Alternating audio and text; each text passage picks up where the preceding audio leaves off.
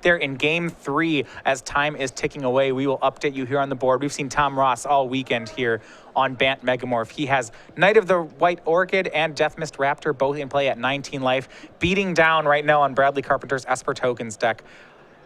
Bradley, no creatures in play, but he has Murderous Cut working for him. It takes care of Death Mist Raptor as we on end step as we go to Brad's turn. And he's in a situation where he's killing Death Mist Raptors, which doesn't seem great, but at the same time, there's a ton of cards going on in Bradley's hand. Yep. You know, if he dies this game, it's going to be with spells in his hand. So he's just got to cast stuff basically.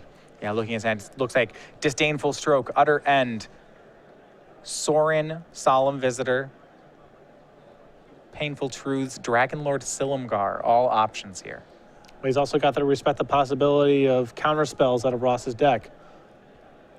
Looks like the choice will be the last card in hand. It's going to be a copy of Archangel of Tithes. These are all sideboarded cards for Bradley Carpenter, so he's definitely gone to become from an Esper Tokens deck to a makeshift Esper control deck in these postboard games. Yeah, even leaving in copies of Painful Truth, so he's trying to outgrind here.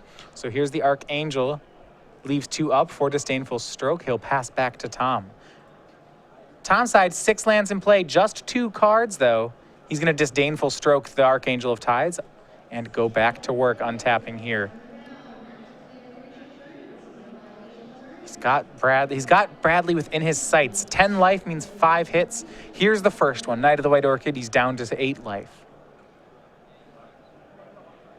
Would love to speed up that clock. Here's Nissa, Vastwood Seer. She'll go ahead and get a land. It looks like the last card in Tom's hand is Snapping Gnarlid. A big finish. Yeah. Well, at this point, most creatures seem okay. For Nissa, he gets to cast her, play 7th land, and flip her into the Planeswalker. +1, and look at the top card. It's a land. That one goes into play. And we'll see if the Gnarlid wants to join in on the party. It's not getting a lot better. Now, if you put Snapping Gnarlid in your deck, that's what you're signing up for. Tom's going to go ahead and cast it as we go back to Bradley Carpenter. Here's Dragonlord Silumgar stealing Nissa. This is huge, though. And Ross does not have a lot of ways to remove this card. Wow, and look at that. So he does that, then makes the Elemental off Nissa. This is a huge turnaround. Tom was a spot where he had 2 creatures, an active Planeswalker to Bradley's empty board, and suddenly things look horrible as Tom's next draw is another Snapping Gnarlid. Big top deck there from Tom. Yeah. Just another wow. Just another copy of that card. Nissa will plus on Bradley's side, draws him Silk Wrap. And he may have turned the corner here. Look at all the cards in hand he has. He'll start by Silk Wrapping. They're all the same. He'll hit one of the 2/2s. Looks like it'll be a Gnarlid. Yeah, one good top deck deserves another. Ross with the Gnarlid off the top. Carpenter with the Silk Wrap to answer. Here's Sorin Solemn Visitor for Bradley Carpenter. And the one thing I do like about Esper Tokens is if this goes to time, he has a lot of ways to end the game quickly. Sorin pluses 1/0 and lifelink to the team. Here comes the Elemental. Here comes Dragonlord Silumgar. It's 9 damage, all life-linked at Tom.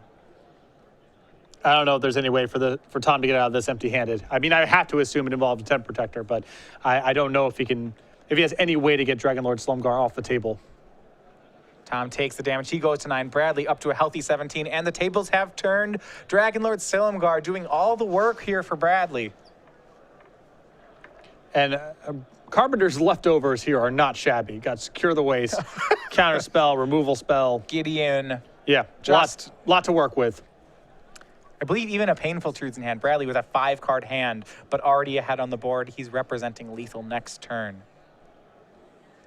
And here's a attack from Tom. The 2 creatures will join together to take care of Nissa. And a top deck from Tom is a Morph. Maybe it's Den Protector that you said that if there were a comeback, that's what it would start with. Though he has a lot of work left to be done. Yeah, Tom had enough mana that turn to unmorph Den Protector, get back Nissa, get back a Death Mist Raptor. So I'm assuming that's another copy of Death Mist Raptor. Yeah, that does make sense. And we'll see there. Shambling Vent is the play from Bradley. Sorin will plus to give the creatures 1/0 and lifelink, and here they come again, 9 points worth of lifelink. That's going to force Tom into a block. We'll see what the morph is. It is Den Protector. Okay, we'll see if Tom had something better in his graveyard to get back than the Nissa. So Deathmist Raptor comes out of the graveyard.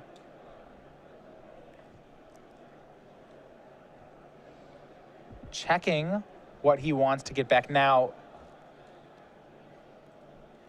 on a check on Tom's side, yeah, he's going to get back Nissa. He does have one more forest in his deck to get with her. Okay. 4 copies. So he'll get that back.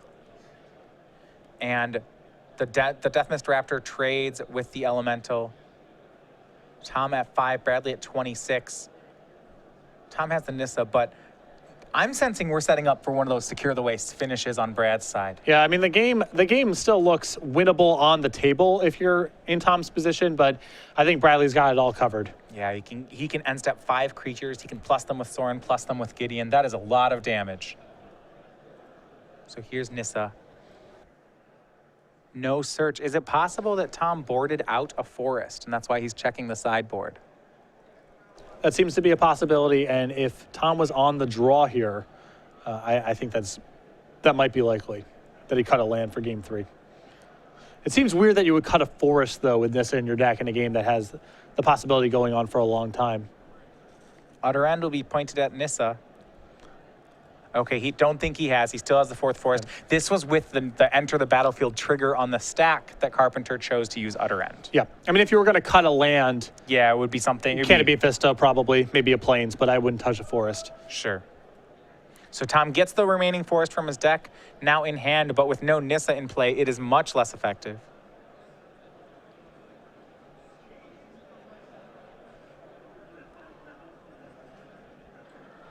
He'll go ahead and play it. Snapping Gnarlid is bigger. Now that it's a 3-3 with Den Protector, maybe they can team up to take down Sorin. We have reached time, meaning this attack from Tom is turn 0. After that, there will be 5 turns, so Bradley will have 3 more attacks. Sorin taken down by Den Protector plus Snapping Gnarlid. And Tom having to leave back Knight of the White Orchid in case he was required to chump block Shambling Vent. Mm-hmm. Here's Dragonlord Silumgar. It will attack in. Tom Ross will drop to 2 on the attack. I think Carpenter just sits back on his heels here with all of his mana, secure the wasted Saneful Stroke. Casting Languish here risks Dramoka's command in response, taking care of the Dragonlord. So I think you just sit on your heels. Same conclusion for him. Turn 2 is Tom Ross's.